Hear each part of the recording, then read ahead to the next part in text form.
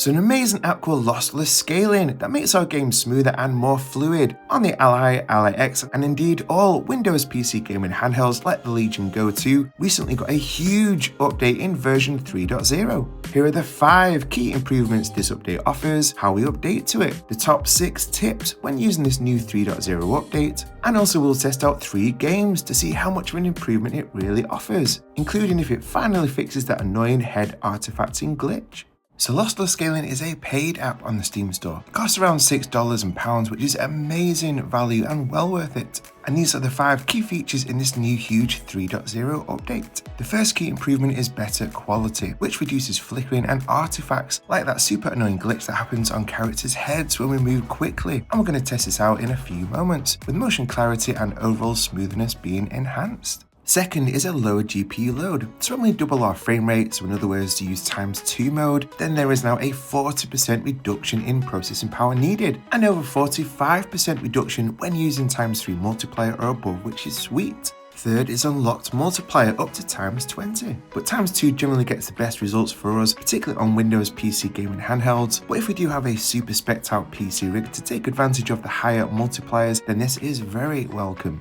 Fourth, and probably the most important, is improved latency. Obviously adding frame generation does add noticeable lag, but this update improves latency by 24% over the previous version 2, which is so good.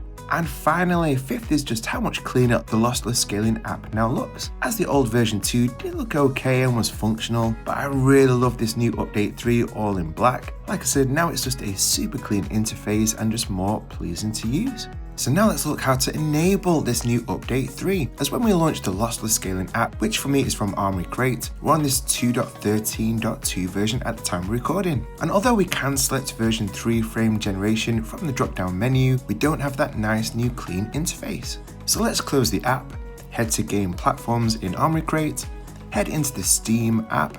Now my Lossless Scaling app I purchased didn't show up for some reason, maybe I hid it by accident or something, but I went to search for it and found it here. Right here we need to click on the cog settings icon on the top right, click properties, head into the betas area on the left menu, click on the none setting and in the drop down select beta, and we can see here that this is now selected. Press the B button to go back. We can now see that the selected version says beta, click launch and now we're in. And here we have this gorgeous new 3.0 interface that is a vast improvement on the old one. Mine is still white, so I'm going to head into settings on the bottom left. In the theme mode, I'll select dark, as I really love this black theme and we're now ready to start using it. Now let's go through the top 6 tips in using this new Lossless Scaling version 3. And I assume that you've already optimized your ROG Ally or Ally X for gaming using my guide, and if not, then link is in the description. So tip 1 is to head into the official AMD app, into the gaming tab, and to ensure that all of these AMD features are disabled, as they can interfere and create artifacting when combined with Lossless Scaling. And we especially don't want fluid motion frames 2 running at the same time as Lossless Scaling 3.0, as 2 frame generation apps running at the same time will mess stuff up. Tip 2 is that we don't need to use Lossless Scaling or indeed fluid motion frames 2 either with modern games, which have another form of frame generation called FSR3 built directly into the game. So recent games like Black Ops 6 have this, so just use FSR3 instead of Lossless Scaling. Tip 3 is that if we press this blue plus button on the lower left, then we can create custom profiles. So for example, you may want to create a 720p to 1080p profile, and I'd love to hear what profiles that you've created, so do let us all know in the comments. For this video, I'll just keep at the default game profile. Tip 4 is incredibly important, and so in this frame generation area, even in this beta, the default is the old frame generation 2.3. So let's click on this and select this new 3.0 version, which is a crucial step and can be very easy to miss. Mode is set at ×2, which is doubling our frame rate. This is what most people use and works so well, although we can try out ×3, so tripling, or ×4, so quadrupling our frame rate. And as mentioned earlier, this new update now allows us to go all the way up to ×20, which may be worth trying if we have a top spec PC rig, so I'm going to stick with ×2 to double the frame rate. Resolution scale is a personal choice. I find around the halfway mark works great, so I'm going to set this to 55.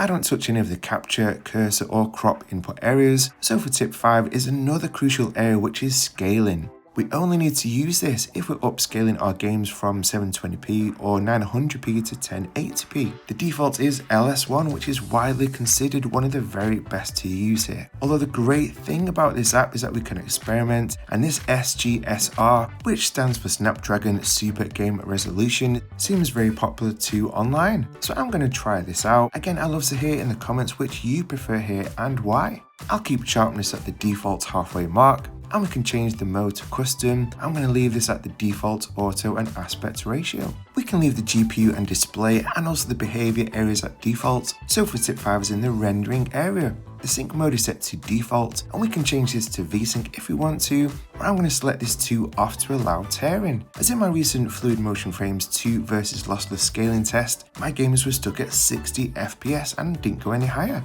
And as usual, it was you awesome viewers who came to the rescue. In this case, NoPunk1982, who commented on that video to state that we need to include tearing on the options to get past that 60 FPS mark. My new viewers are so smart and knowledgeable, so a huge thanks.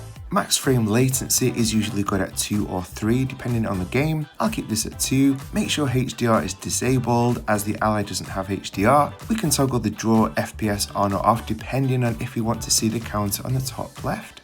And as for the final step 6, is that to prepare for lossless scaling in our game, we need to head into the options within that game, into the display area, and lossless scaling does not work with full screen mode. So we can either choose window, or we can select borderless window, and I'm going to select window, and now we are ready to test out this new lossless scaling update 3.0 with some games.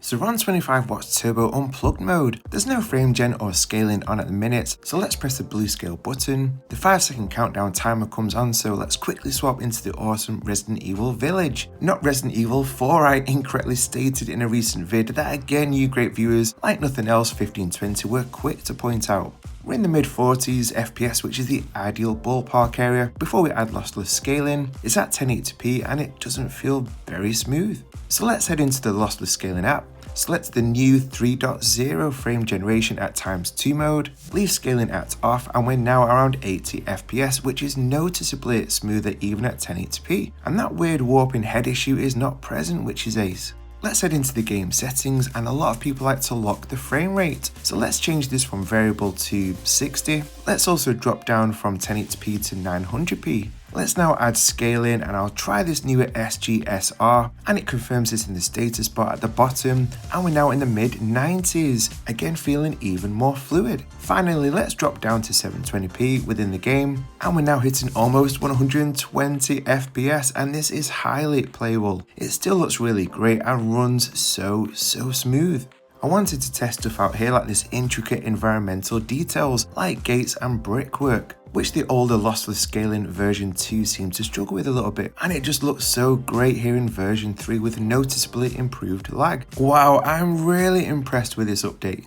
Next is the incredible Forza Horizon 5. I'm doing this on medium settings at 1080p. Before adding frame gen and with scaling off, I hit the blue button and we're getting a solid 60 FPS, which is very nice. So let's now add 3.0 frame gen at ×2 mode, and we're now in the 90s and 100 FPS region, and more importantly a much smoother experience. Let's drop down to 900p at a locked 60 frame rate within the game, with SGSR now enabled in lossless scaling. And yep, it's around 120 FPS and so more fluid. And I didn't even feel the need to drop down to 720p, as this just felt perfect to me. And most importantly is I genuinely felt zero lag. Even rapidly switching the camera around like a crazy guy, it just felt instantaneous. Just wow, these developers must be using black magic or something to get these results. And finally, let's see if this weird head artifacting glitch is improved from version 2, which I'll test in The Witcher 3. So in the game's display settings, I'm on windowed,